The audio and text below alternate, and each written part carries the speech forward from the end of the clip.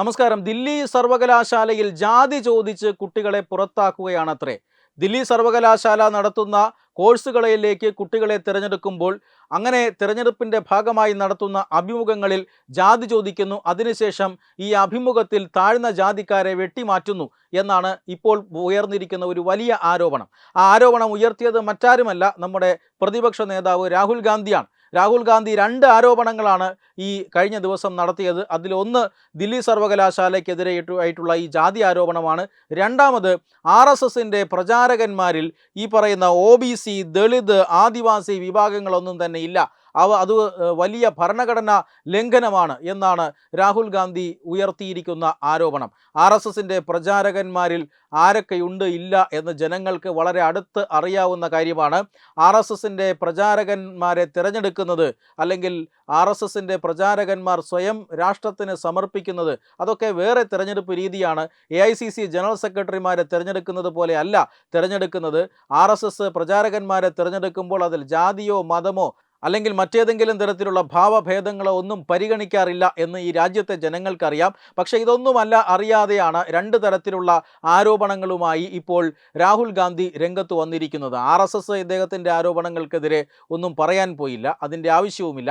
പക്ഷേ എന്തായാലും ദില്ലി സർവകലാശാല, രാജ്യത്തിൻ്റെ പ്രതിപക്ഷ നേതാവല്ലേ ഇങ്ങനെ ഒരു ആരോപണം ഉന്നയിച്ചിരിക്കുന്നത്, മണ്ടത്തരമാണെങ്കിലും അതിന് മറുപടി പറഞ്ഞല്ലേ പറ്റൂ എന്ന രീതിയിൽ അവർ ഒരു മറുപടി പറഞ്ഞിട്ടുണ്ട്. അവർ പറയുന്ന മറുപടി എന്ന് പറഞ്ഞാൽ, ഞങ്ങളുടെ സർവകലാശാല ഒട്ടനവധി കോഴ്സുകൾ നടത്തുന്നുണ്ട്. ഈ കോഴ്സുകളിലേക്കൊക്കെ വിദ്യാർത്ഥികളെ തിരഞ്ഞെടുക്കുന്നത് മെറിറ്റിൻ്റെ അടിസ്ഥാനത്തിലാണ്. തീർച്ചയായും സംവരണ നയങ്ങളും സംവരണ നിയമങ്ങളും ഒക്കെയുണ്ട്. ഈ രാജ്യത്തെ നിയമങ്ങൾ അനുസരിച്ചിട്ടാണ് ഈ കോഴ്സിലേക്ക് വിദ്യാർത്ഥികൾക്ക് അഡ്മിഷൻ കൊടുക്കുന്നത്. ഇതിൽ ഭൂരിഭാഗം കോഴ്സുകൾക്കും ഇങ്ങനെ ഇത്തരത്തിൽ രാഹുൽ ഗാന്ധി പറയുന്നത് പോലെ അഭിമുഖങ്ങളെ നടത്താറില്ല. അതുകൊണ്ട് തന്നെ കുട്ടികളെ ജാതീയമായി തരംതിരിച്ച് പുറത്താക്കുന്നു എന്ന് പറയുന്നത് അദ്ദേഹത്തിൻ്റെ വസ്തുതാവിരുദ്ധമായ ആരോപണമാണ്. ഇനിയിപ്പോൾ അദ്ദേഹം അധ്യാപകരുടെ നിയമനത്തെക്കുറിച്ചാണ് പറയുന്നതെങ്കിൽ, അധ്യാപകർ ഇങ്ങനെ ഈ കഴിഞ്ഞ കാലയളവിൽ ഈ പറയുന്ന ജാതികളിൽ നിന്നെല്ലാം നിരവധി അധ്യാപകർ നിയമിക്കപ്പെട്ടിട്ടുണ്ട്. ഈ വസ്തുതകൾ പരിശോധിച്ചു കഴിഞ്ഞാൽ രാഹുൽ ഗാന്ധിയുടെ ആരോപണം ഒട്ടും ശരിയല്ല, 100% തെറ്റാണ് എന്ന് പ്രഥമ ദൃഷ്ട്യാ ബോധ്യപ്പെടും എന്നാണ് സർവകലാശാല നൽകിയിരിക്കുന്ന വിശദീകരണം. അതോടുകൂടി രാഹുൽ ഗാന്ധിയുടെ അസുഖം തീർന്നു എന്ന് തന്നെ പറയണം. പക്ഷേ ഇവിടെ ഓർമ്മിക്കേണ്ട മറ്റൊരു പ്രധാനപ്പെട്ട കാര്യമുണ്ട്.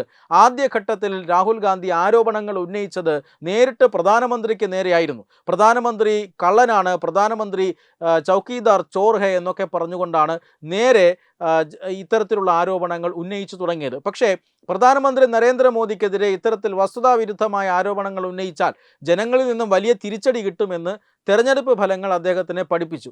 അതിനുശേഷം അദ്ദേഹം ആരോപണം ഉന്നയിക്കുന്നത് വോട്ടിംഗ് മെഷീനെതിരെയാണ്.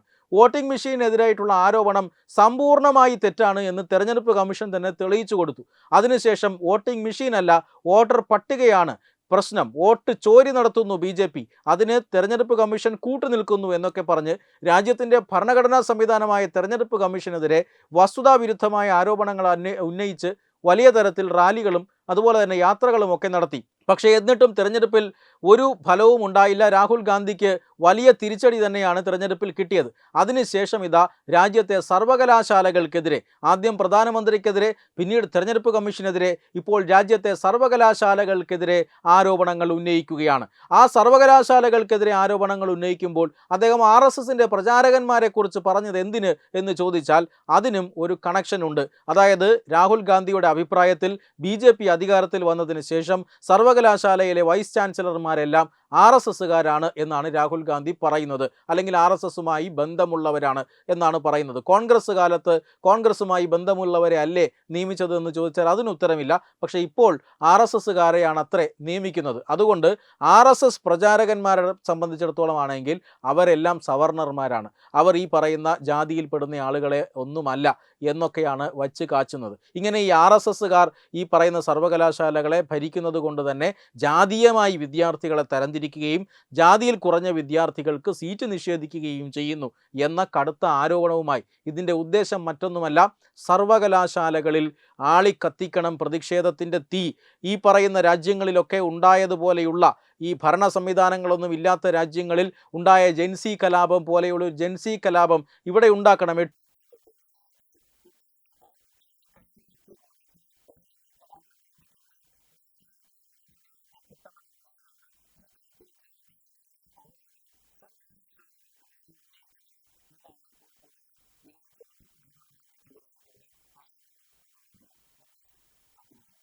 HIV അണുബാധ സന്തോഷപൂർണമായ ഒരു ജീവിതത്തിന് തടസ്സമല്ല. HIV അണുബാധയ്ക്ക് ഫലപ്രദമായ ചികിത്സ ഇന്ന് ലഭ്യമാണ്. ഇതിന് യഥാസമയം അണുബാധ കണ്ടെത്തുന്നതും കാലേക്കൂട്ടി ചികിത്സ നടത്തേണ്ടതും അത്യാവശ്യമാണ്.